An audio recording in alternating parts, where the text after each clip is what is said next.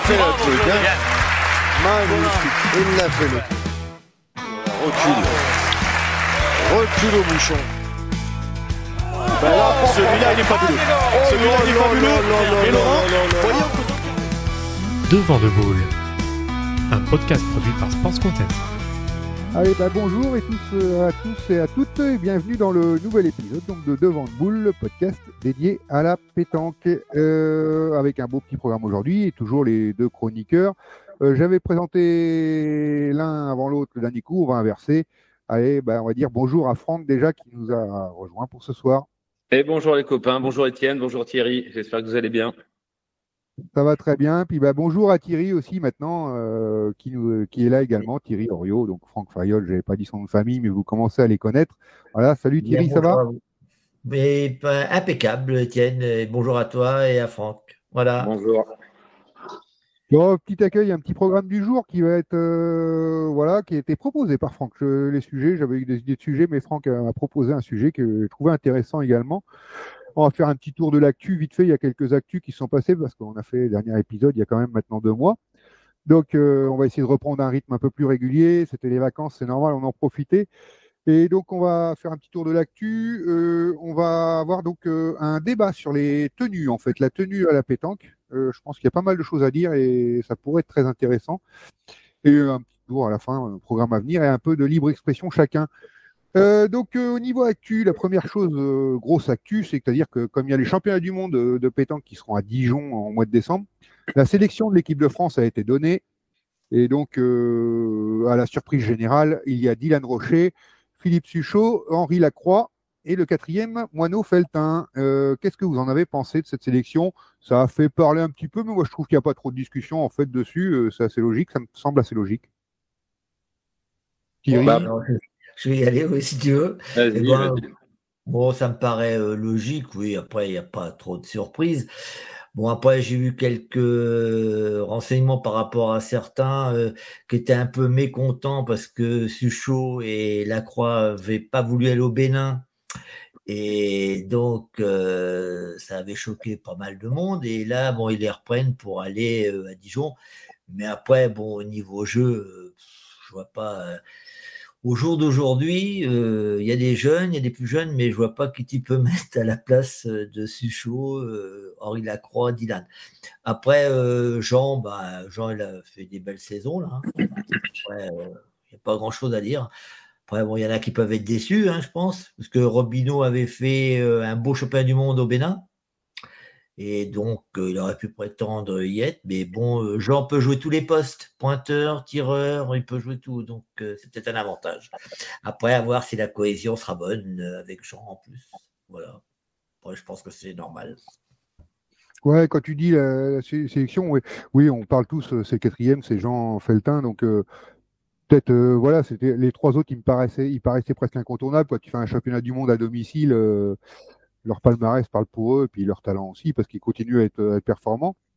Mais je sais pas, j'ai lu un truc aussi où Philippe Suchot disait finalement la 4e place c'était pas Moineau, c'était ça jouait entre Philippe Suchot et Ligan Doher.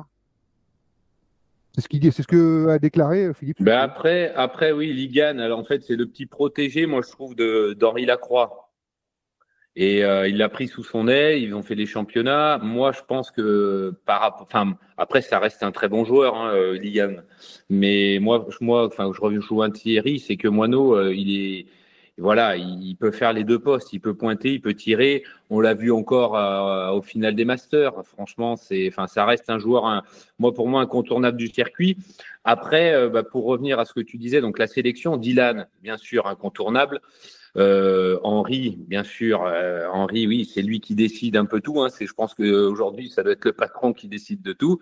Philippe Suchot, bien sûr. Bon, effectivement, même s'il n'a pas été au Bénin, Suchot, depuis le début de l'année, je crois qu'il y a tous les nationaux, il en a gagné un paquet.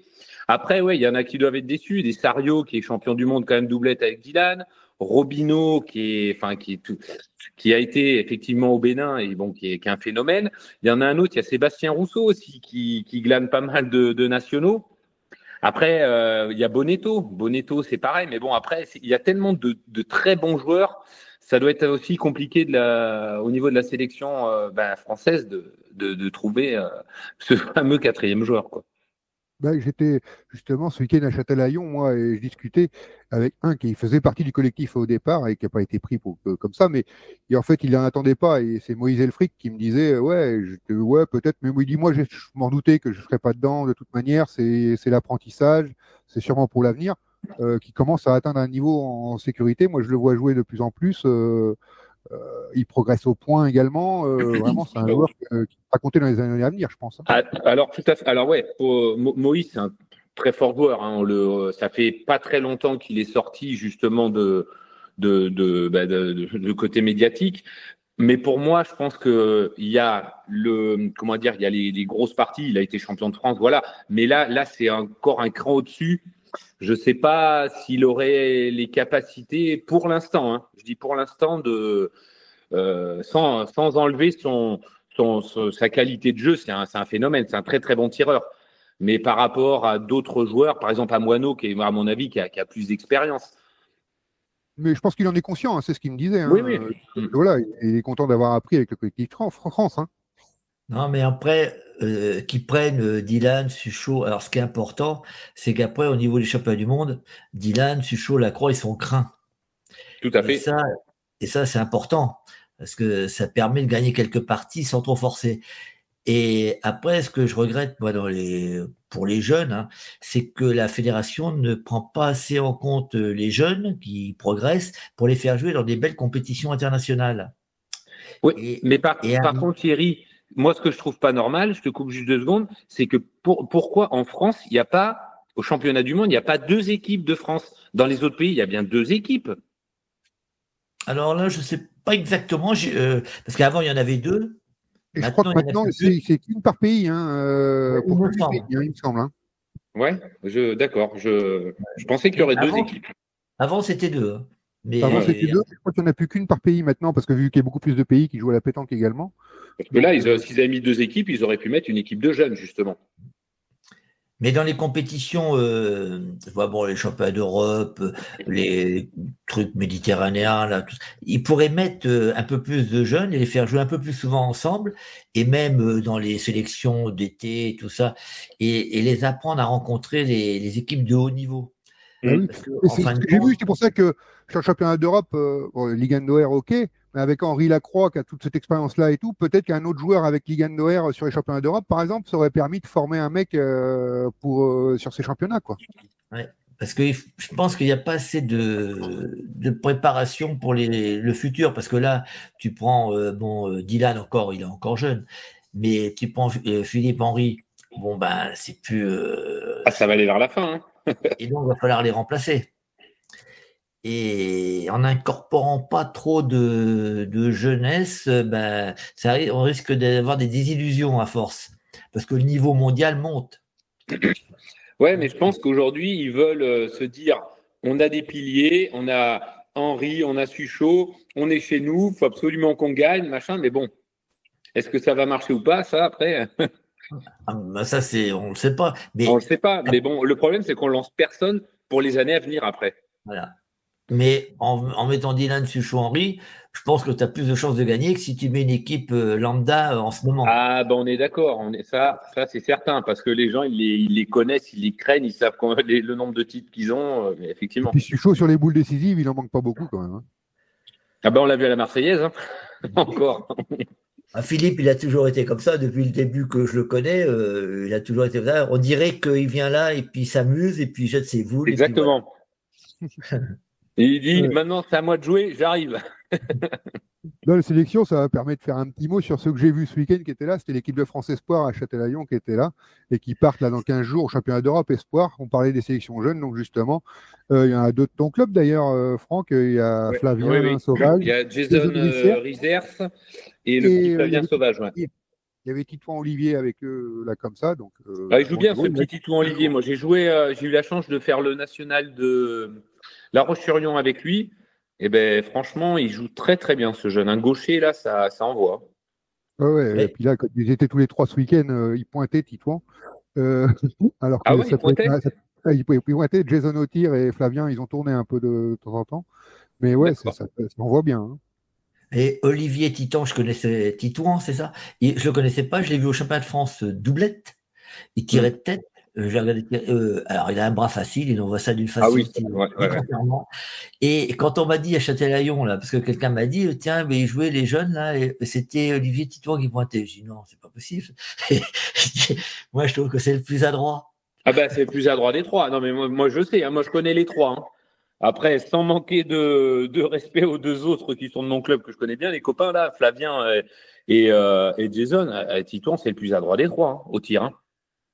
Moi, je le connaissais pas. Hein. Moi, je l'ai découvert à Angoulême.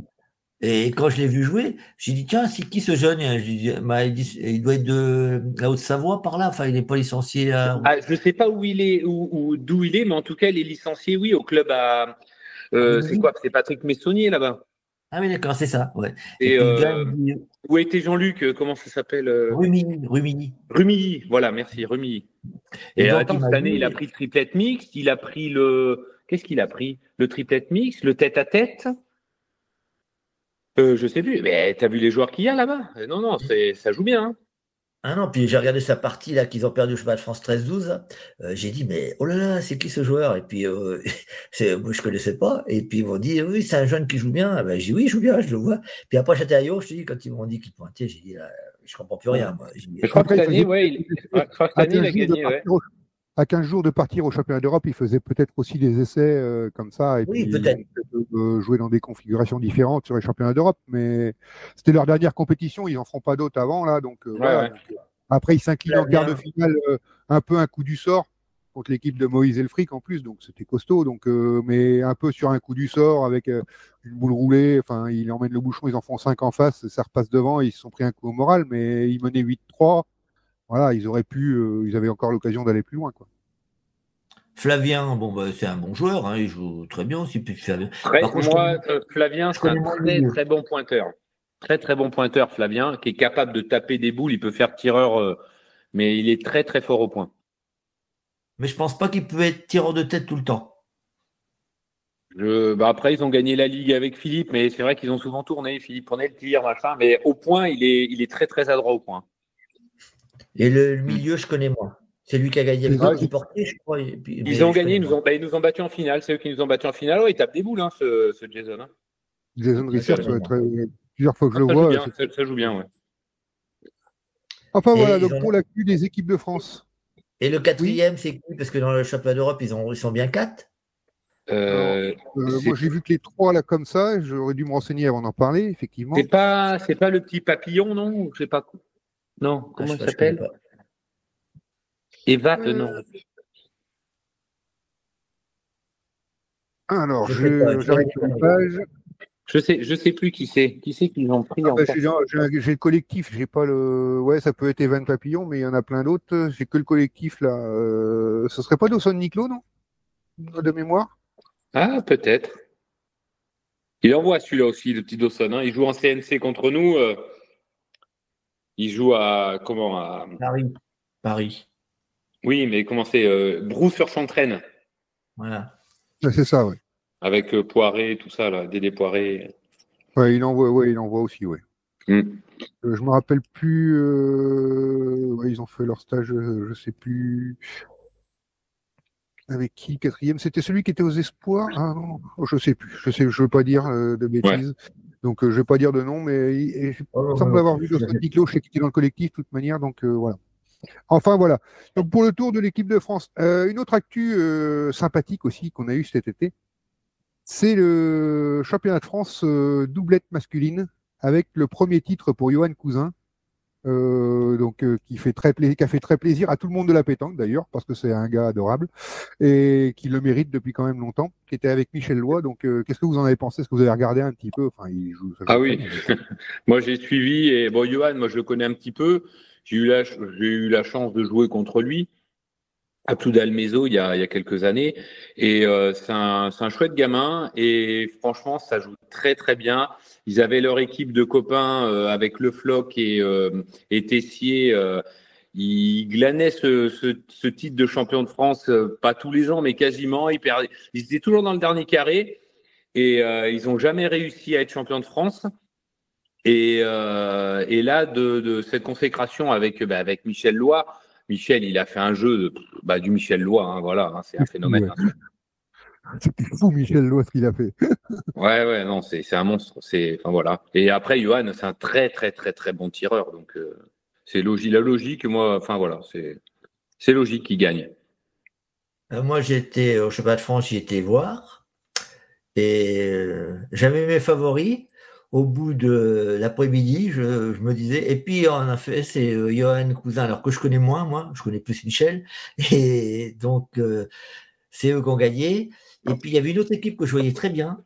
C'était Dakuna, Sébastien, avec un monsieur que je connaissais pas du tout, Ignace.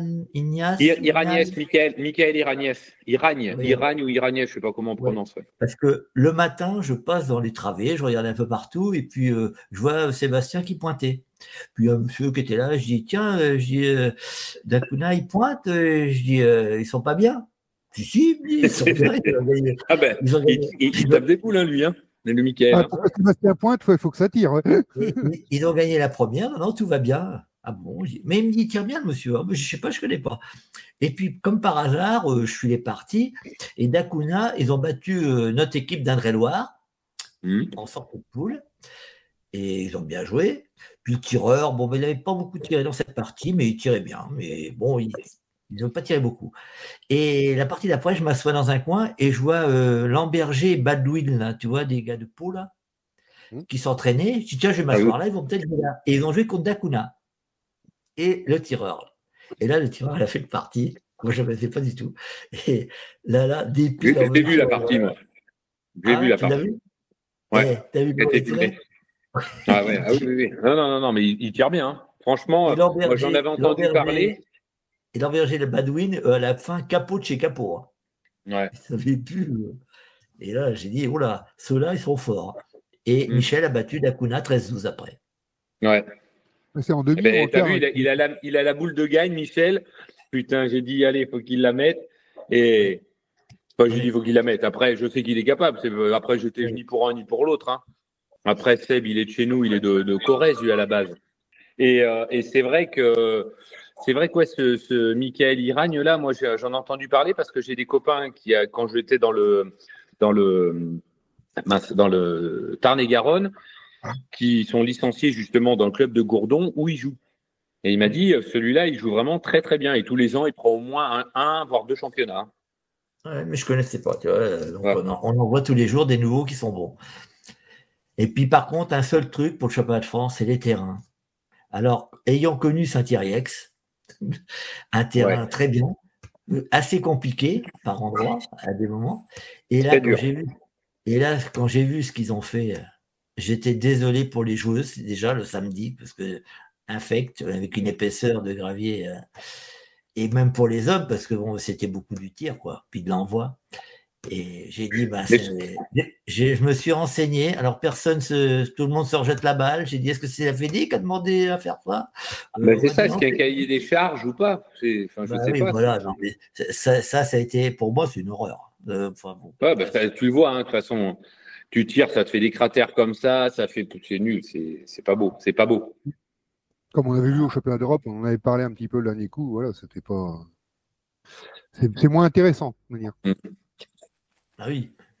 Donc après, est-ce que vous avez vu les 3 actus en plus de cet été là qu'on a depuis la dernière émission que j'aurais laissé passer? Je voulais parler surtout mettre ça de grosses choses en avant là. Oh, des actus, non. À part les nationaux, toute l'actualité de la pétanque en général, mais les actus, les beaux gestes que j'ai vus, Philippe Suchot qui fait 2 sèches derrière le bouchon pour gagner un national, je sais plus où c'était. Dylan Rocher qui fait au master une sèche venue d'ailleurs. Ah oui. Voilà. Bon, après. On rappelle que le Masters, oui, quand même, qui est une des grosses compétitions, même si elle était un peu diminuée, un peu raccourcie, tronquée cette année. Il y avait beaucoup moins d'étapes. Remporté donc par l'équipe de France, Dylan Rocher, Moineau Feltin, Henri Lacroix et Philippe Suchot. Non, pas Suchot, c'était pas lui le quatrième. Non, c'était Damien. Non. Non. Ligan, pardon. Damien était en face. Ligan Noer. Et Damien était en face avec Quintet, Rizzi et Coacholo en finale. C'est ça. Voilà. Après, dans l'actualité de cet été, par ça. Et puis Suchot qui gagne la Marseillaise en tirant de rafle, bon, voilà. Mais ça fait partie du jeu. Ça fait partie du jeu aussi. Entre parenthèses, je l'ai vu cet été, un petit truc là, dans l'Idoléron, et puis je lui dis, je t'appelle Michel Loy, je t'appelle comment? Parce que un coup tu envoies les boules au ciel, et puis un coup tu tires de rafle. Eh bien, il me dit, je sais tout faire. Belle anecdote. Et puis quand c'est annoncé, c'est d'autant plus beau, quoi. Ouais. Oui, parce que là, il l'avait vraiment annoncé, c'est du fait Bien exprès, sûr, et ça montre que c'est la grande technique de ce grand joueur. Ouais. Donc voilà, ça va nous permettre de passer au petit débat, donc on avait prévu au petit débat, petit ou grand, ça dépend jusqu'où ça va nous emmener. Donc au niveau des tenues de la pétanque, une règle qui a été changée en 2018, avec application depuis début 2019, au niveau des tenues de pétanque. Je vais rappeler vite fait la règle avant qu'on en parle. Donc, les joueurs devront obligatoirement porter une tenue correcte pour la pratique de la pétanque. La tenue s'entend de vêtements, chaussures, voire de tout accessoire. On entend par tenue correcte vêtements non troués, tagués, cloutés, pailletés, bariolés, rafistolés, coupés ou déchirés. Les tenues de forme excentrique sont interdites telles que les maillots de bain, déguisements. C'est précisé dans le règlement. Hein. Le joueur en maillot de bain, j'ai le règlement officiel sous les yeux. Hein. Voilà, en soirée, on te voit plus dans les soirées, c'est que le bain. Les joueurs doivent porter obligatoirement des chaussures fermées, dessus, devant et derrière. Donc ça va de tongue interdite. Robes et jupes ne sont pas autorisées pour les femmes. Donc après, au niveau tenue, ce qu'on voulait parler aussi, c'est ce qui fait partie de l'ensemble de la tenue. Il y a une uniformité par équipe qui est imposée. Donc dans les concours, c'est seulement le haut, généralement, surtout régionaux, nationaux. Les départementaux, c'est la compétence des comités de décider si on doit avoir un haut homogène ou pas. Après, tout ce qui est championnat de club, on doit avoir un haut homogène, un bas homogène avec le logo du club. Et tout ce qui est championnat et compétition de club. Voilà en gros où on en est à ce niveau-là, toujours chaussures fermées et les obligations de tenue. Franck, c'est toi qui as proposé. Tout à fait. C'est moi qui ai proposé le sujet. Ouais, j'ai proposé ce sujet-là parce qu'il y a plein de choses qui m'agacent un petit peu quand on va les week-ends sur les terrains de boules. Il y en a plein qui râlent. Vous les avez tous entendus dire la pétanque, elle n'est pas au JO, la pétanque ci, la pétanque là, ninani, nanana. Et c'est les premiers à aller faire des concours en jouant en jean. J'ai été prof de judo, jiu-jitsu, j'ai fait du foot, j'ai fait du hand. J'ai jamais été combattre ou faire un foot en jean avec des mocassins. Aujourd'hui, on voit sur des terrains de boules des gens avec des jeans, des pantalons à pincettes, avec des chaussures habillées, comme s'ils partaient le dimanche à un anniversaire ou un truc. Et moi, ça, c'est un truc, ça me gonfle de voir ça. Si aujourd'hui on veut être considéré comme un sport, parce qu'aujourd'hui pour moi on est un loisir, on n'est pas un sport, on doit être de la tête aux pieds habillé en sportif. Pour moi ça me paraît logique d'avoir des chaussures de sport, d'avoir des baskets, d'avoir un pantalon de jogging et avoir un haut, un t-shirt avec une veste de sport. Après, je parle pas du temps quand il y a le kawaii qui va, parce qu'il pleut comme à Saint-Maur ou à machin, où on n'est pas obligé d'avoir les mêmes tenues.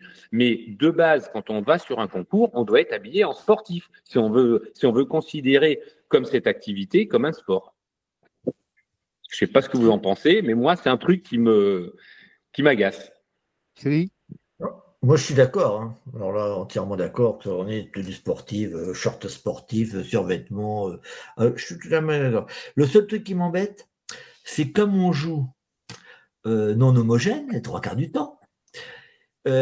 Faut trouver les fringues du haut. C'est tout un chantier. Tu vois, j'étais à Châtelaillon, il fallait que j'emmène tout un sac là avec des différentes tenues pour pouvoir habiller tout le monde. Alors que il y a que moi qui était de Tournord, un autre qui est de Langon et un autre qui est de Luz-d'Oléron. Donc, t'as joué avec qui chez moi? Oui, j'ai vu, j'ai dit en commentaire sur le live, j'ai dit si Ronan nous regarde, il serait content d'apercevoir James Darrod avec le maillot de la PTN. Voilà.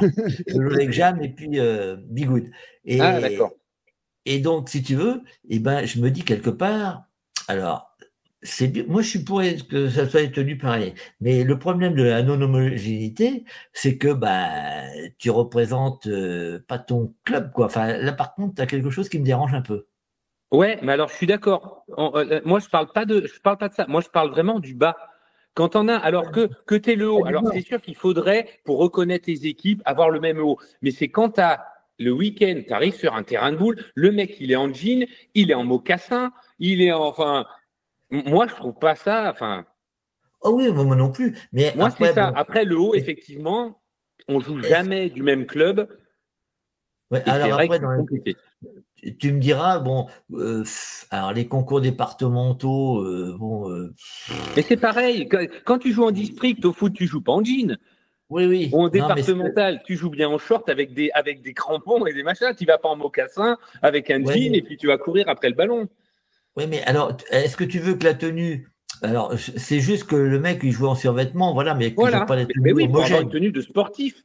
Voilà. Non, déjà le bas de base, sur un concours officiel. Thierry, tu vas sur un concours officiel, je sais pas, un truc juste licencié. Mais le mec, il devra arriver en tenue de sportif. Oui. Aujourd'hui, c'est un peu la fête à neuneux. Tout le monde vient habillé comme il veut.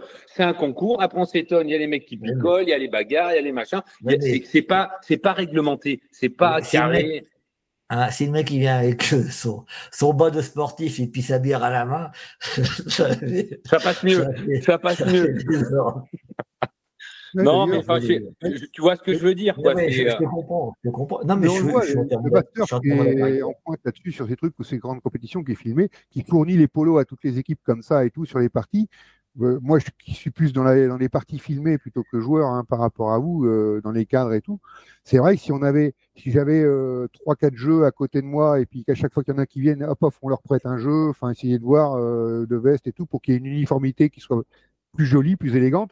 Des fois, on a des choses comme ça, sachant que les auditeurs laissent rien passer. On a des réflexions, on en prend un paquet sur le live là-dessus, sur ce règlement, sur ces choses-là. C'est tous les points de règlement. Voilà, les tenues, ça revient assez souvent. Tiens, je croyais qu'il devait jouer en homogène, machin. Lui, il joue comme ça, un tel. Tout le monde le remarque et je pense que c'est un sentiment général que tu exprimes là quand même.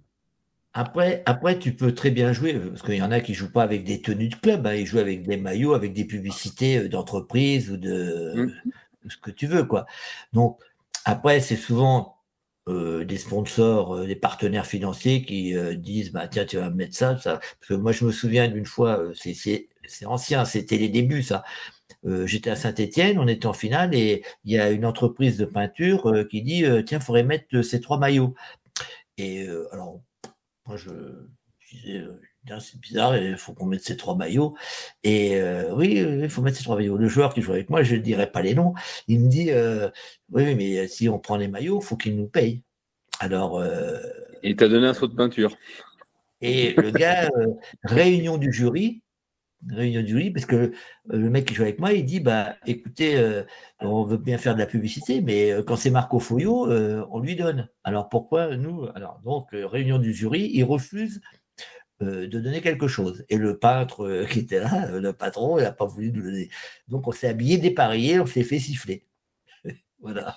C'était juste une anecdote. Bon, mais c'est vrai que maintenant, c'est rentré dans les mœurs, quoi.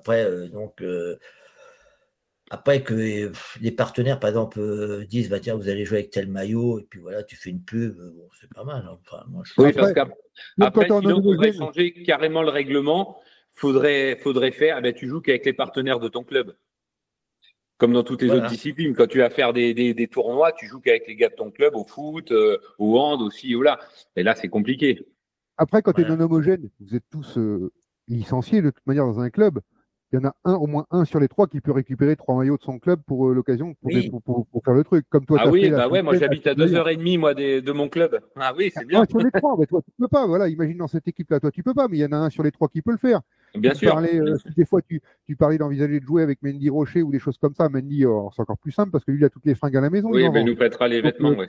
Ils en vendent, voilà, donc c'est encore plus facile. Mais voilà, donc il y a toujours au moins un sur les trois qui peut se débrouiller pour récupérer trois hauts comme ça. Mais c'est vrai que l'histoire, du pantalon, des chaussures fermées, c'est quand même important. Et j'ai l'impression que les arbitres ils font moins attention que les hauts différents justement. De toute façon, les arbitres, ils regardent le haut, t'as pas le haut, le machin, le même logo, le ci, le là. Mais moi, je reviens toujours à ces gens qui viennent jouer en jean.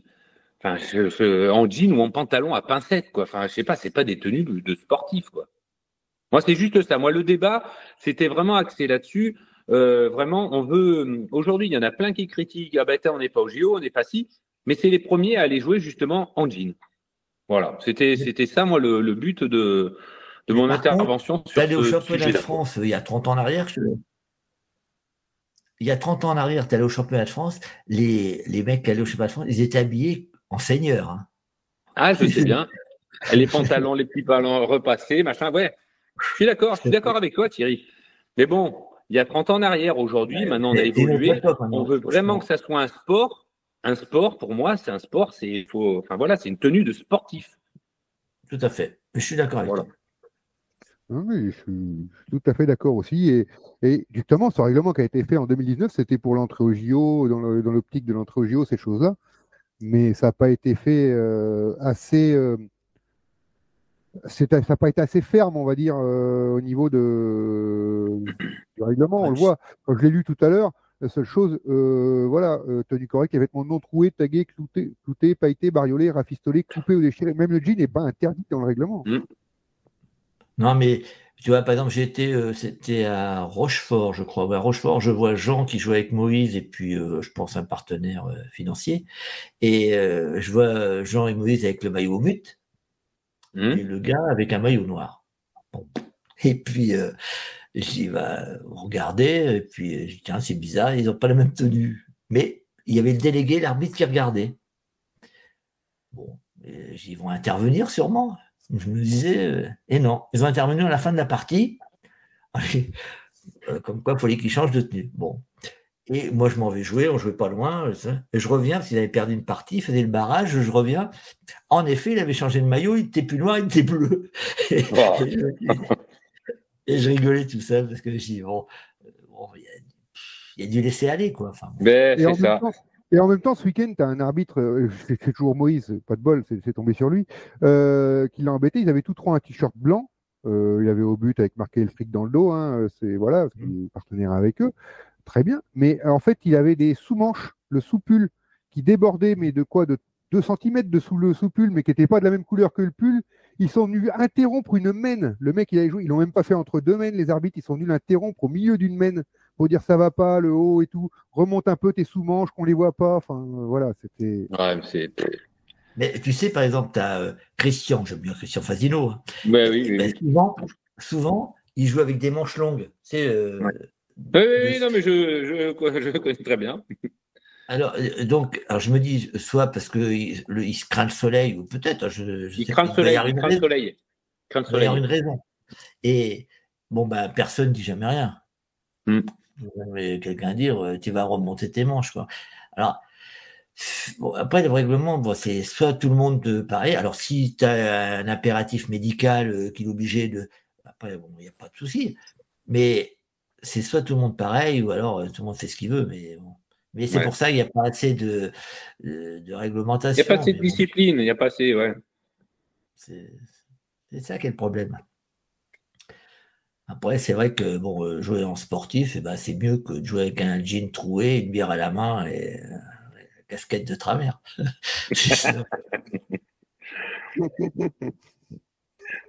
Des précisions de plus là-dessus? On a fait le tour du sujet ou il y a d'autres choses? Vous voulez parler sur ces choses-là? Non, après, non. Moi, c'était vraiment ce où je voulais insister, voilà, sur ce point de pantalon, surtout le bas, parce que le haut, je vais dire aujourd'hui, allez, faut être honnête, 99% des joueurs, pour les nationaux, je parle, hein, tout le monde est habillé en haut pareil. Mais c'est ce fameux bas, moi, qui me gêne, quoi. C'est voilà.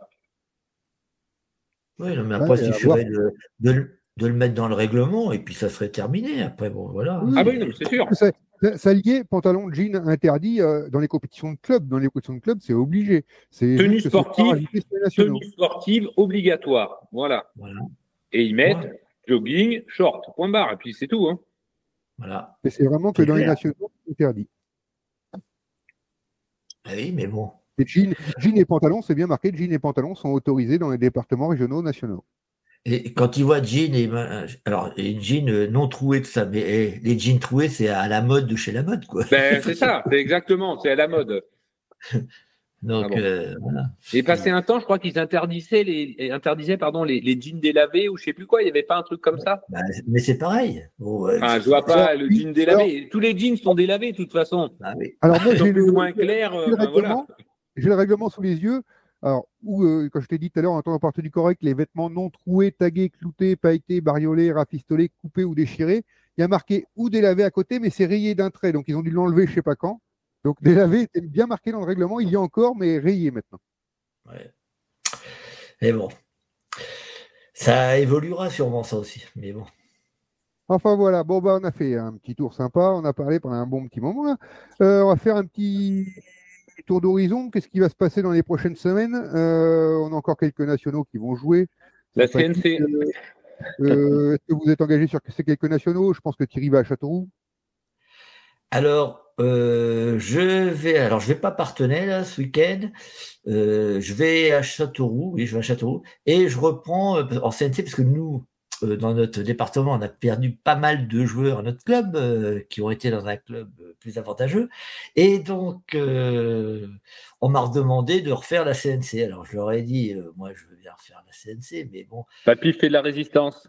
Voilà, les jeunes, bon, je préférais qu'il y ait des jeunes, mais bon, des jeunes, il n'y en a pas beaucoup. Et puis, bon, après, bon, je vais essayer de tout donner pour essayer de maintenir l'équipe, mais bien sûr. Ça va pas être simple. Oui, j'allais y venir justement dans l'autre actu qu'on a sur cette fin d'année. C'est les championnats des clubs qui recommencent, les gros championnats des clubs CNC, donc qui vont être sur toute la fin d'année. Là, ça va occuper beaucoup de joueurs quand même. Cette journée CNC, donc c'est sur 3 week-ends. 3 week-ends. 3 week-ends. Voilà, donc CNC1, CNC2, donc on se retrouvera nous tous les trois sur la journée à Tours début novembre, oui. Où il y aura du CNC1, du CNC2, et donc voilà, donc c'est le championnat des clubs qui pourrait être un sujet parce que ça, pareil, on parle de faire de la pétanque un sport, on en parle comme sport. Il est intéressant de voir comment la création, maintenant, ça fait 15 ans qu'ils ont créé ces championnats de clubs. Comment ça fait évoluer la pétanque, comment c'est intéressant, ce sera intéressant d'en parler sur les prochaines émissions peut-être. Ah oui, avec plaisir. Moi, je pourrais bien en parler parce que ça fait des années que j'y suis et puis j'ai eu la chance de gagner les 3 CNC. Champion de France National 3, National 2 et puis là on est champion de France en titre, donc on va essayer de défendre notre titre. Ça va pas être facile parce qu'il y a plein de gens qui joueront pas, je crois, et donc on verra bien. Donc voilà, La CNC, c'est bien, hein, j'ai rien contre. Bon, malheureusement, les grosses cylindrées, si tu veux, n'y sont pas. Donc, tant qu'ils ne seront pas, toutes ces grosses cylindrées, ça manque pour développer ça à fond les manuels. Ça monte quand même, hein, ça monte quand même. Mais le problème, c'est. Tu sais pourquoi, Thierry? Oui, bah oui. Parce que ces gens-là, ils sont recrutés par des clubs, ils n'ont jamais fait cette compétition où ils commencent en 3e division. Tu crois pas qu'ils vont aller jouer tous les week-ends pour monter de 3e, en 2e, en 1re, en régional, en national? Moi, j'ai commencé comme ça, moi, en 3e division avec le club de Langon et on est monté en national. Eux, ils préfèrent aller faire des choses un peu plus onéreuses en faisant des nationaux où ils gagnent des sous. C'est sûr. Encore que enfin, nous, ce sera un sujet pour le prochain coup, ça. On a l'exemple du Carreau du Latin chez nous, qui sont en 2e division départementale. Ils ont un groupe maintenant pour pratiquer en national, hein, il n'y a pas de souci. Et malheureusement, c'est vrai qu'ils sont obligés de passer 2e division, 1re division, CRC, donc ça leur prend 5 ans avant d'arriver à un bon niveau. Ah bah oui, mais c'est sûr. Et encore, il faut qu'ils montent à chaque fois, hein, parce qu'après, en régional, déjà, il y a des bonnes parties. Et après, en national. Oui, mais bon, moi, je pense qu'ils ont le potentiel pour monter chaque année jusqu'en National 2. Après, ça dépendra des joueurs. Ça dépend, oui. Les gars, c'est un débat pour le prochain coup, c'est justement. Oui, d'accord. Oui, Ok. Oui, on va pas tout dévoiler. vous voyez qu'on aura des choses à dire pour la prochaine émission, parce que oui, donc c'est la grosse actu de cette fin d'année, ça va être sympa, avec aussi quelques tours de Coupe de France. Je sais que Franck, tu n'y participes pas cette année, mais il y a Non, quelques tours de j'ai Coupe laissé de ma France place. aussi qui sont sympas. Thierry, vous êtes qualifiés, ils se sont qualifiés ce week-end, ton équipe, toi, pour le deuxième tour de J'ai région. pas J'ai joué, vu j'ai ça. été les voir en revenant de Châtelaillon. Il tombait des seaux d'eau aussi l'après-midi. Et ils sont qualifiés. Donc, ils se sont qualifiés. Donc, on va voir, il y a plusieurs tours de Coupe de France sympas. Le deuxième, troisième tour. Avant, 32e, 16e. Pareil, cette Coupe de France, ça pourrait faire partie, quand on va parler des compétitions de clubs, du championnat de club, on pourra parler aussi de cette Coupe de France sur 2 ans, un peu bâtard, avec des mutés pas le droit la première année. C'est compliqué Ouais, aussi. ça, c'est. Ouais. Il y a plein de choses à en parler aussi là-dessus. Je pense qu'il y a des débats à faire aussi là-dessus. Donc, en tout cas, je vous remercie, messieurs, et puis je remercie tout le monde de nous avoir écoutés. Alors, sachez que vous pouvez nous suivre donc sur Facebook, sur Instagram, sur YouTube, donc les réseaux, tous les réseaux de Vente Boule et sur tous les podcasts de l'application. Voilà. Bon, donc merci à tous, merci à Franck, merci à Thierry. Une bonne soirée à vous deux. Et Merci à, merci à vous deux, les gars. Et à la prochaine. Et merci à tous de nous suivre. Allez, au revoir. Salut tout le monde.